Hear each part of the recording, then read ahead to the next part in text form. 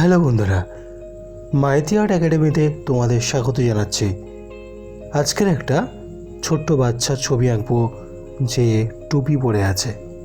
কিভাবে step by step ড্রয়িংটা করছি তোমরা একটু ভালো করে দেখলে অবশ্যই তোমরা বাড়িতে করতে পারবে। তো শুরু করছি। আমি কিন্তু খুব ধীরে ধীরে স্টেপ বাই স্টেপ আমি ড্রয়িংটা করছি। আশা করছি তোমরা অবশ্যই এটা বাড়িতে করতে পারবে। প্রথমে আমি হালকা করে ড্রয়িংটা করে নিচ্ছি, তারপর আমি একটু ডিটেলিং করব। তো আগেই বলে রাখছি আমি খুব একটা ডিটেলিং করব না, বাট কিন্তু তোমাদের জন্য যাতে তোমরা বাড়িতে করতে পারো সেটা আমি সবসময় লক্ষ্য রেখে ছবিগুলো ড্রয়িং করে থাকি।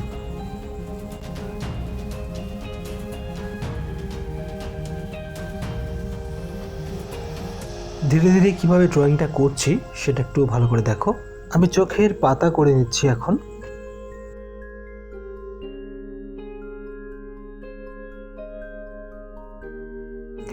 এরপর যেটা করবো সেটা হচ্ছে কানটা কতটা ছেড়ে করছি সেটা একটু ভালো করে দেখো। কোনখান থেকে আমি মেজারমেন্টটা করলাম সেটা একটু খুবই দেখা দরকার তোমাদের, না হলে তোমাদের ভুলটা থেকে যাবে সব সময়। এবার আমি টুপিটা করে নেব। টুপিটা করার জন্য আমি হালকা করে একটা লাইনটা কেটে নিচ্ছি। তো লাইন কাটার পর আমি টুপিটা ঠিকঠাক হওয়ার জন্য আমি নিচের জামাটা ফার্স্ট করে নিলাম। এরপর আমি আবার টুপিটা শুরু করব। তো ওপরে হালকা করে লাইন কেটে নিয়েছি, নিচেও কাটবো সেমভাবে। তো কীভাবে টুপিটা করছি ভালো করে দেখো। তোমরা যদি ছবিটা পুরোটা দেখো তবেই তোমরা কিন্তু ড্রয়িং শিখতে পারবে। তোমরা যদি ছবিটা একদম শেষে গিয়ে টেনে দেখো তাহলে কিন্তু তোমরা কিছুই শিখতে পারবে না।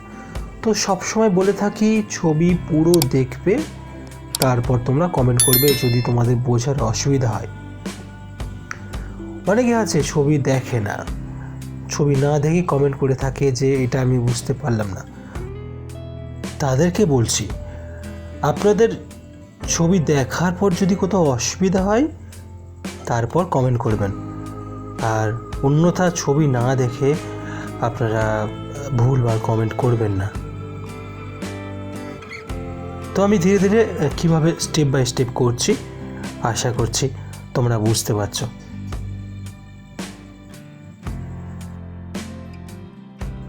যারা আমার ছবি প্রায় দেখে তারা জানে আমি কেমন ধরনের ড্রয়িং করি বা কখন ড্রয়িং ছাড়ি। তো আমি বেশি কথা আর বলবো না, ধীরে ধীরে ছবিটা কীভাবে শেষ করছি আশা করছি তোমরা ভিডিওটা পুরোটা দেখবে। আর আপনি যদি আমার চ্যানেলে এই প্রথমবার ভিডিও দেখছেন অবশ্যই চ্যানেলটিকে সাবস্ক্রাইব করে রাখবেন, পাশে যে বেল আইকনটা আছে প্রেস করে রাখবেন। পরে যে ভিডিও ছাড়বো আপনার কাছে সরাসরি পৌঁছে যাবে।